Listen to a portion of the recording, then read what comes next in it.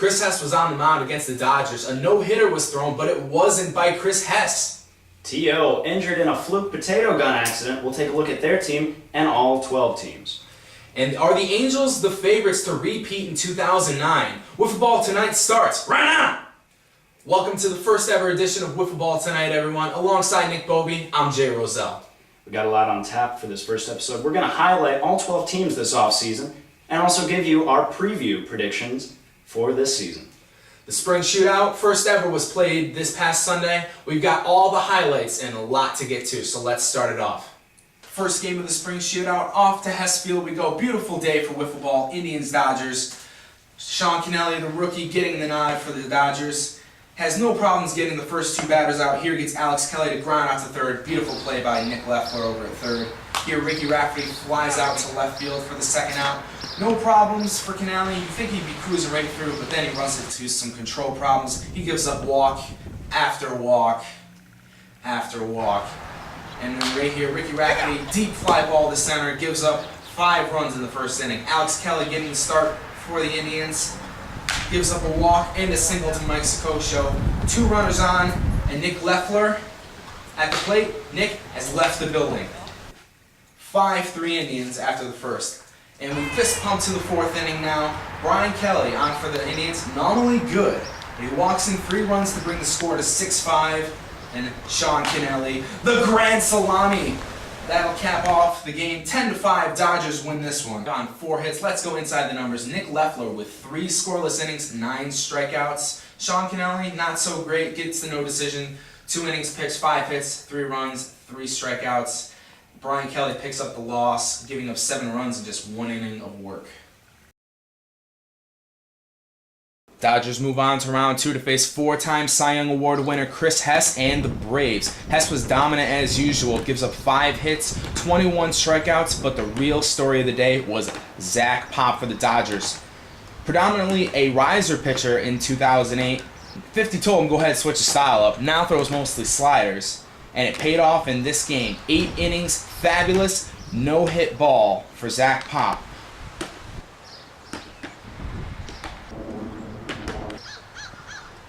One play of note in this game was a beautiful play by George Stegman. Beautiful catch, and then crashes up against the barn at Hess Field. Not a lot of offense in this game. Hess and Zach Pop, both incredible pitching. 21 strikeouts apiece. Zach Pop, phenomenal. No hits in 8 innings. But Nick Leffler did go 3 for 5 off of Hess. After seeing the Braves, Dodgers, and Indians all in action in the spring shootout, that brings us to the Hess East. You know, the Braves are an early favorite, picked by most to win the division, but the Dodgers and Indians both seem to make for competitors, especially after Zach Pop threw that no-hitter. Oh yeah, I definitely think that this division is the strongest among all the teams because you got the Indians, the newest team. They're probably one of the strongest new teams out there. They can definitely compete. But you got the Braves, who have always been strong. And then the Dodgers, who are a little bit of a wild card. Now the Braves have some question marks surrounding them. Will Nick Giordano be able to come back off of that injury and pitch the way he did early in 2008? Also, rookie Mike Cattleman. A lot of people aren't jumping on the bandwagon for him yet, but I still believe he will definitely help out their offense. And now also the Dodgers. Who needs Aussie and CPD when you've got Nick Leffler and Sean Kennelly? They'll be certainly rookies to look out for. Oh yeah. Great pickups by that team. They definitely made up for their losses. And they could actually be a little stronger this year than last year. It's hard to say that when you lose your 2 best players that you could actually have a better season. But with the Dodgers, it might actually be possible. Now, what about with the Indians? You know, Brian Kelly looked pretty strong in off-season pickup games. Didn't look so good in the shootout. Oh, yeah. It's a mixed bag there. In the winter meeting, they impress with both their offense and a little bit with pitching. Now, in the spring shootout, less than par, a little subpar, but I think that they can pick it up. This is the kind of team that seems like with more practice, they can definitely get up into the higher ranks of the league. You know, the Braves, Indians, and Dodgers all look to be competitors to win this division. It will surely be one of the divisions to watch in 2009. A rare circumstance could occur that all 3 of these teams could make the playoffs. Well, I think that it's going to be too much of a catfight between the Dodgers and the Indians. And I think that the Braves are going to benefit from this. They're just going to sail away with this division. Maybe the Dodgers might come out on top. I'm gonna put my bet out there. Dodgers are gonna come over the Indians just based on experience.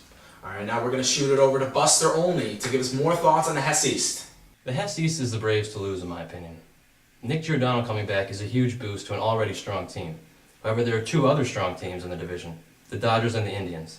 The Dodgers, formerly known last year as the Reds, returned many players, but two players that they didn't return were their two strongest. However, Mike Sikoshi has gone out and found several free agents to make up for that. The Indians, led by the brothers Kelly, also have some offensive power, but questions on the mound will limit them. My opinion, Indians take third, Dodgers take second, Braves take first, but all three do make the playoffs. We transition to Game 2 of the Spring Shootout. Angels and Yankees, we're going to play a little game, follow the bouncing ball for the Angels. Dan LaPlante on the mound. Gives up the home run, Adam Trigger, an away pitch to left field. Remember that, it's going to come back. Now Angel captain Josh Longo, a single to right field. Adam Trigger, another away pitch, another home run to left field. Now Steve Weeks, the new addition, not even a chance. Jacks this one to left field. Dan LaPlante having some trouble, so they bring in Matt Brzezinski. He's going to give up a single to left field. And now a fly ball to center field to Josh Longo, scoring 2 runs. It was a hard day for the Yankees pitchers, so they bring in Matt Weeks, and he had trouble finding the plate. Watch these pitches away to both Longo and Cookfair, and now Trigger, a little close, but he's just going to walk right to first. Back to Brzezinski, he's going to walk now, giving up a walk to Green, and then to Cookfair. He's going to watch 2 go outside. And now Trigger on the inside. He's going to take the walk. So now, in the complete opposite, watch Josh Longo.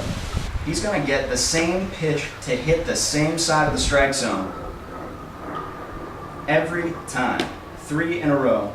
And now, gets the strikeout here of Henry McGuigan. He would pitch 2, bringing in Adam Trigger. He would just shut him down, mercy him out. Gets Chris Struffolino to K, bringing us to the mercy rule. Angels dominate the Yankees 33-3. Longo picks up the win with 2 innings, no runs, no hits. But on the flip side, Dan LaPlante pitches an inning and a third, giving up 17. An interesting situation overall with the Lamb division. Little inexperience, 3 new teams, but then possibly a new form of dominance, 3 ranked teams. We're going to take a look at Lamb East first, though. The Yankees, they didn't really prove too much with their game. They got slaughtered. But they also have the Pirates and the Red Sox in their division. And so maybe this might be the most predictable division after all. It really does seem like the Pirates might just run away with it. But the Red Sox do have a player by the name of Dan Clark, picked by Chris Hess to be very similar to a young Kyle LeClaire. Definitely some news to look up for the Red Sox. But then it begs the question, with such a team as big as the Red Sox, are they going to suffer the same fate as the Cheesy Poofs, who had some form of pitching emerging, but such a spread out offense that they couldn't bring runs to the table? Having a large lineup, definitely always a liability in Hessfield Wiffleball. Look at the Cyclones back from 2006. 4-man roster went to 10-0 record. But I think the most interesting team this year is the Pirates in the Lamb East.